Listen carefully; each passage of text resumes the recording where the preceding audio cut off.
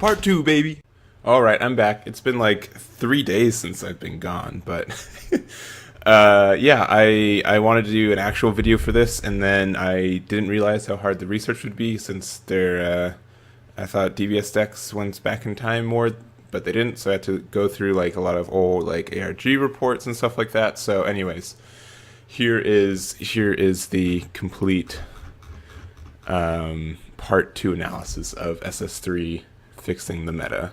So let's go to some handy dandy charts. So this kind of deteriorated into just like a generic meta talk, and then I'm just extending the results to SS3 and stuff like that. So first I decided that the best place to start was April 15th, which was the San Jose like regional. I don't even remember what it was called. Like it was just this DBS celebration, right? And this was like the last tournament of Mecha being legal, and you can just see like Mecha, like how deteriorating it was. It was 90% Mecha. There are only three deck lists that were not Mecha, and they are SS3. Big surprise, but yeah, it was just everyone was playing the same deck. At least everyone who was winning was playing the same deck.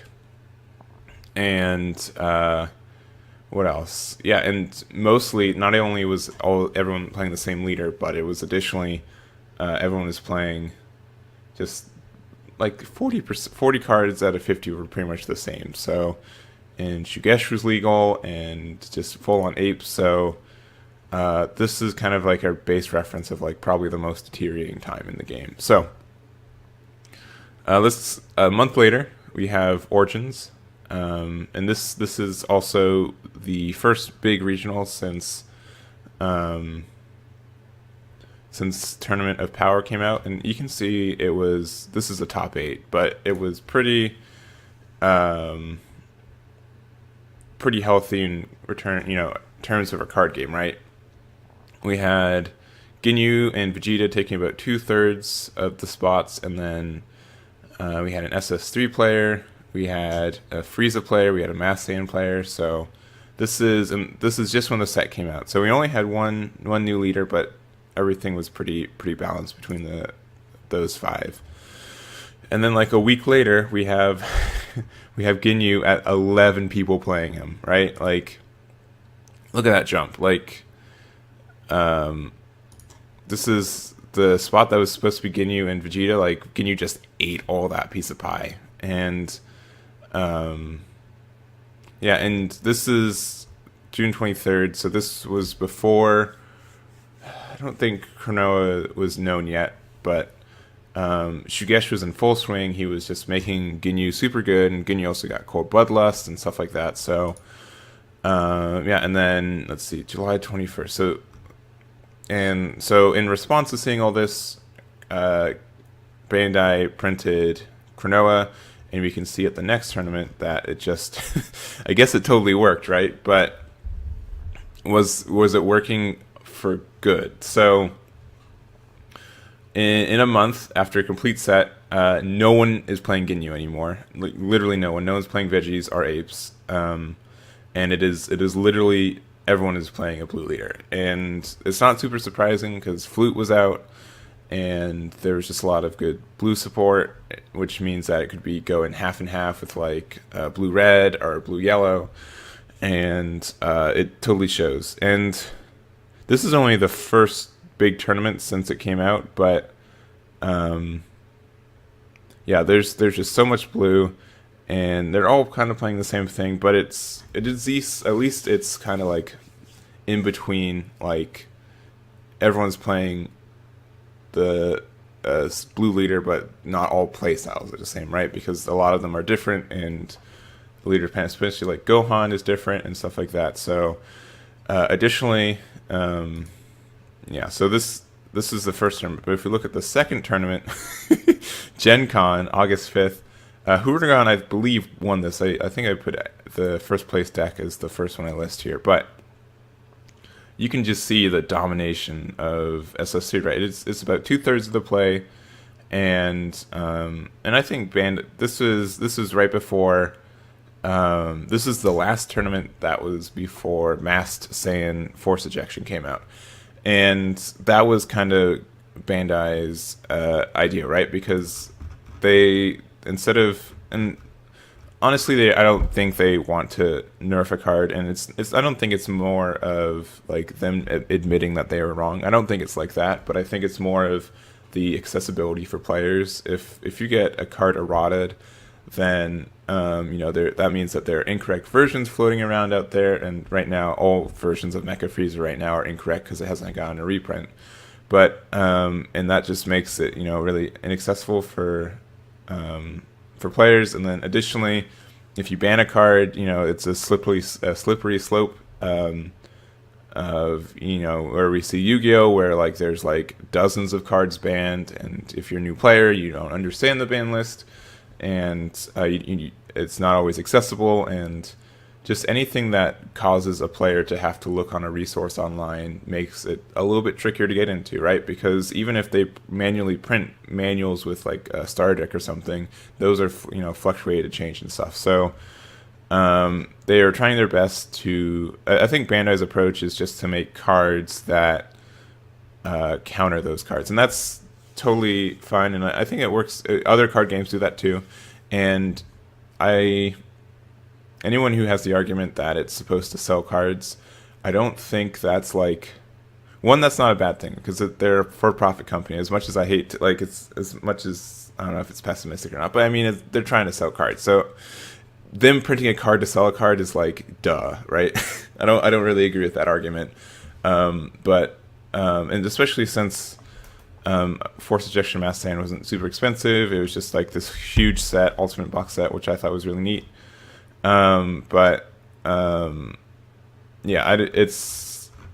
It's kind of, it's not like they made the format to be like, oh, we make this broken card so we can then make this card that counters the broken card. I think it was more of they were trying to adjust to the meta. But the difference here is, this is Gen Con, but here's the DBS Invitational that took place a week later.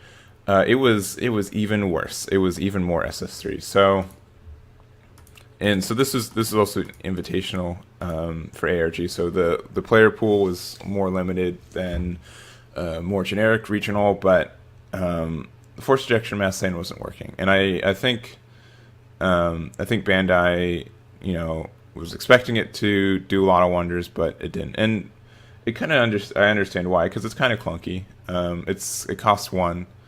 And even though it does cost one, it's Cronoa is really, really splashable. She replaces herself with card draw. She's good with that, but you have to use Overrealm, or you have to play 3.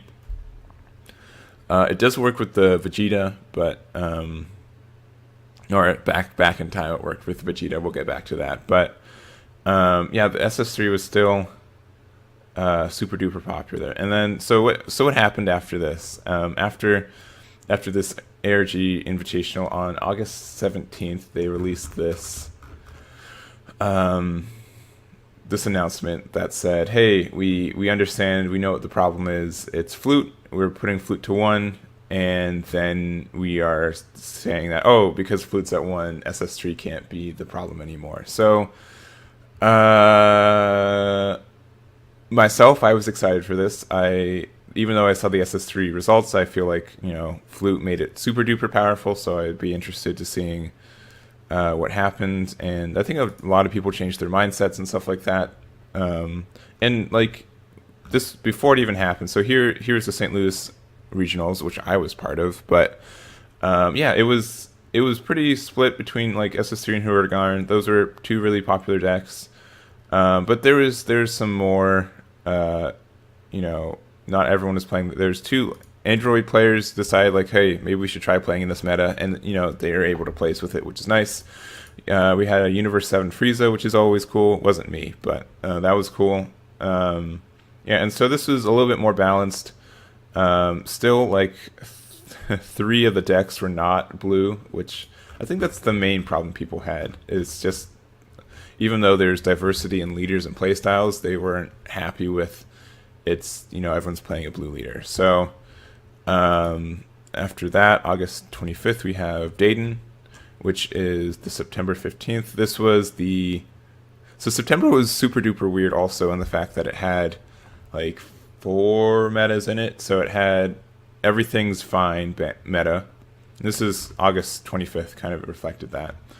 And then it had the day before the flute came out where it was where Universe 7 Vegeta got hit, which I would have definitely played if I could have.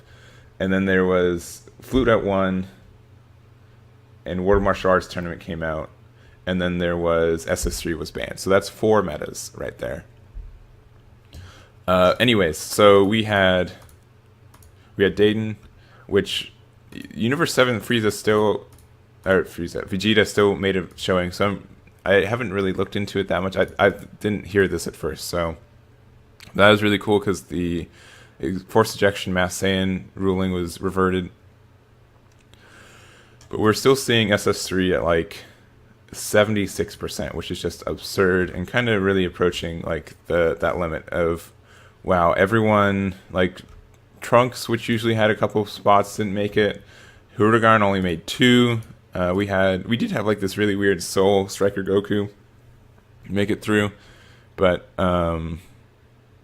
yeah, and so this was the second last regional that SS3 was legal for, and so I don't know if that was also kind of the mindset of people like, oh, you know, we should play SS3 because it's getting banned in a week, right? Or we can't play it forever. So there's that, and then finally there's Dallas, which I also went to, and I can completely agree with these results of, dang, SS3 was literally everywhere.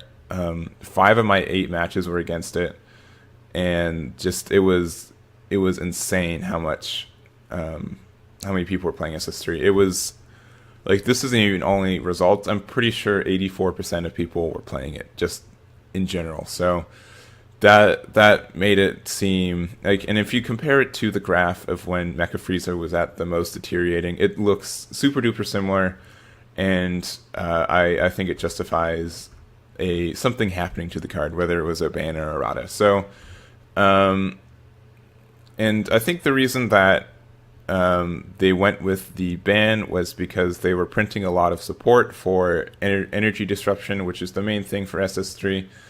And they are, and that doesn't get released until next month, and so they didn't want to have a month of just SS3 still reigning, so they decided to just temporarily ban it to see if new cards will fix it. So now this is more modern, so this was the Atlanta Regional, which was the first one since SS3 was banned. And if you look at this is a happy pie chart. Look at how many decks people were playing. Huragan was, the popular choice because it was the most powerful after before SS3 was banned, so people were just playing the same deck.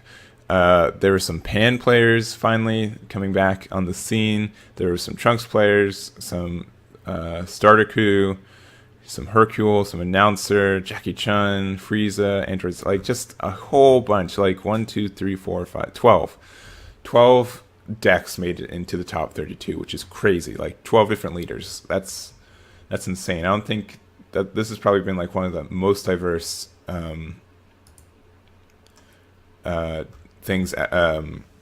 tournaments ever. So that's really good. But is it the thing to think about, is it completely SS3's reason why? And I don't think it is. I don't think I think if this took place like in early September, it would be a lot of Huragan and like a lot of, let's see, probably some Android players and some Pan players and some Trunks players. Did we even have a Trunks? Let's see. No, I don't think so.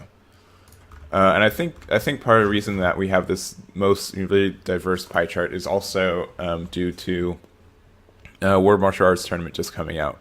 If you look back at when new sets come out, proper sets, not like little ultimate box things, but look at this. Origins was, a lot of different decks were being played, and then next time, like, look at the jump between what this would have been, and like when Colossal Warfare came out, that was a lot of difference.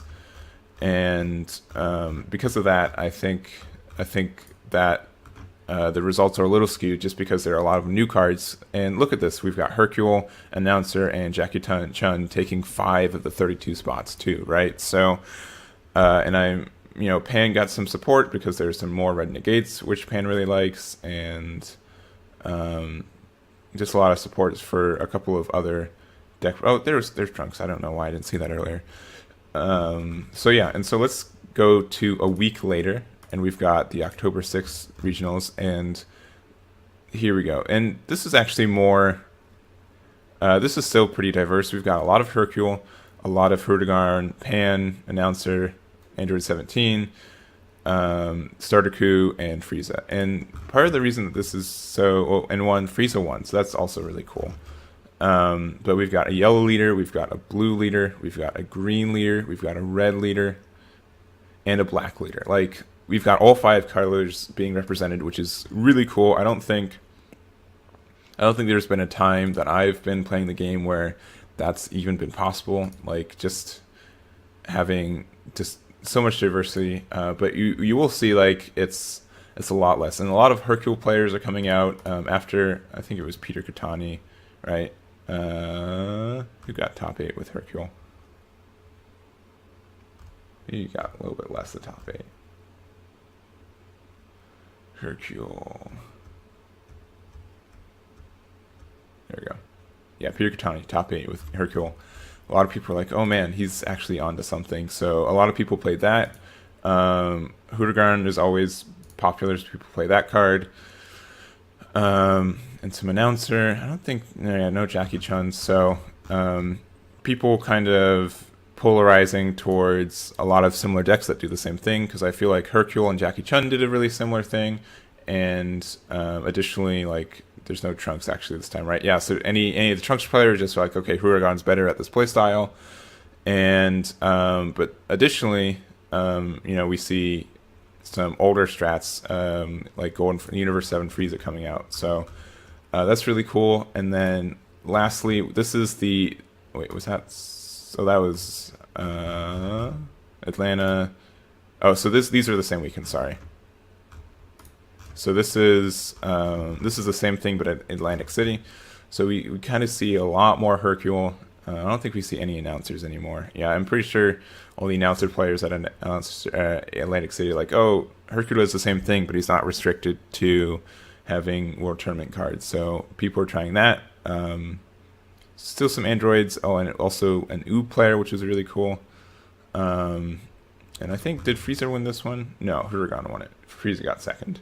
And then like the rest of top 8 was Hercule and the starter cool. So the big thing to take away right now is I think like there's a lot of rogue decks that can come out of the woodworks, which I think is really cool. Do we still have, let's see, red, blue, green, yellow? Okay, so we don't have a black leader, but still like one of every color, which is really cool.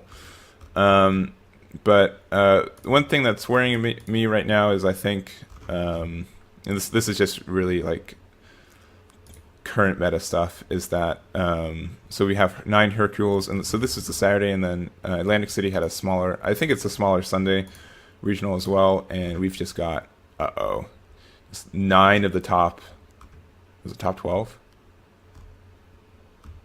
1, 2, 3, 4, 5, 6, 7, 8, 9, 10, 11. Okay, I don't know why it's 11. But yeah, we're starting to see a lot of Hercule. And so I'm not sure if it's just because it was popular or if it's because it was a Sunday regional, since a lot of people were just wanting to play the easy deck to try to not the easy, but just like the most established deck at the time. But yeah, I think Hercule's really popular right now. And we'll see. Oh, that's cool. I didn't know that we could do that. Anyways, we'll see what happens. We've got new leaders coming out today from the draft box, so that's cool. We'll see if those shake it up too.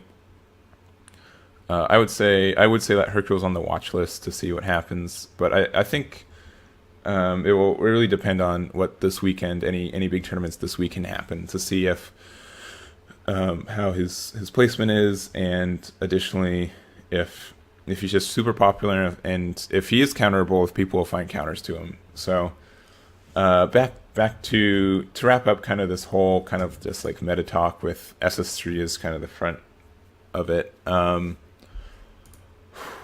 I personally believe that SS3 did fix the meta.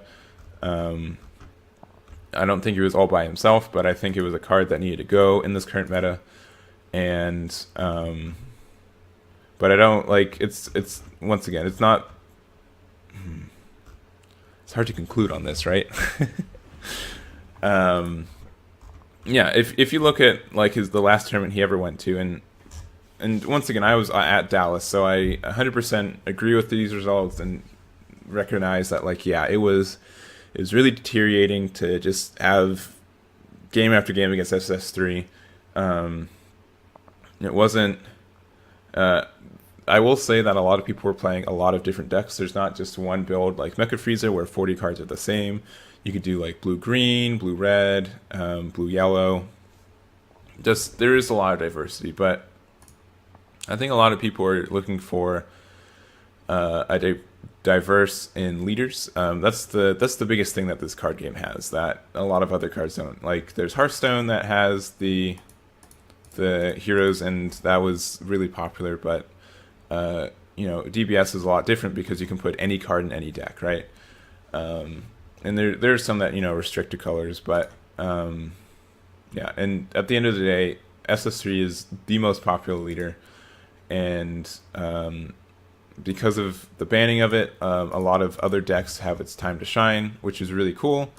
I think we're getting out of this new set meta where people are starting to play the best decks again, or starting to figure out what the best cards are.